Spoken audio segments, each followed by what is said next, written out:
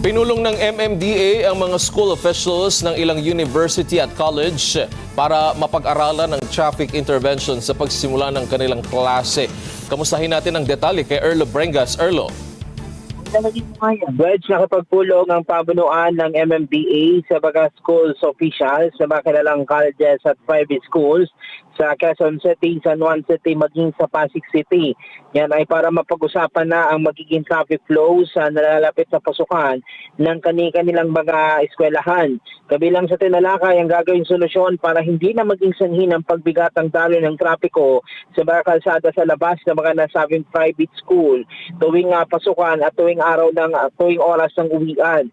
Ayon kay MMDA Chairman Romando Ortez, pag-aaralan nila mga suwestyon ng mga nasabing school officials kung paano masusolusyonan din ang heavy cut na trapiko sa mga araw na may pasok lalo na sa umaga.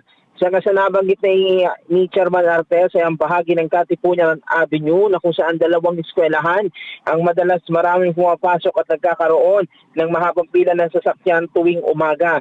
Kaya nagresulta ito sa napakabigat na daloy ng trapiko. Nagpahayag din ang MMDA na isa nga sa nakikita nilang solusyon ay ang paglalagay na rin ng CCTV camera sa mga lansangan na sakop ng eskwelahan para nang sa ganun ma-monitor ang mga motoristang lalabag sa batas trapiko. May mga nilagay din may ilalagay pa rin na mga MMDA enforcers para naman mag-manage na lamang ng traffic flow. Samantala nakatakda naman makipagpulong ng ahensya sa kada eskwelahan na nakakapagpulong sa kanila upang sa ganon ay makuha ang kanilang mga suhestyon at maidagdag din sa mga interventions. Erlo Bringas para sa mata ng Agila, matatapang matapat.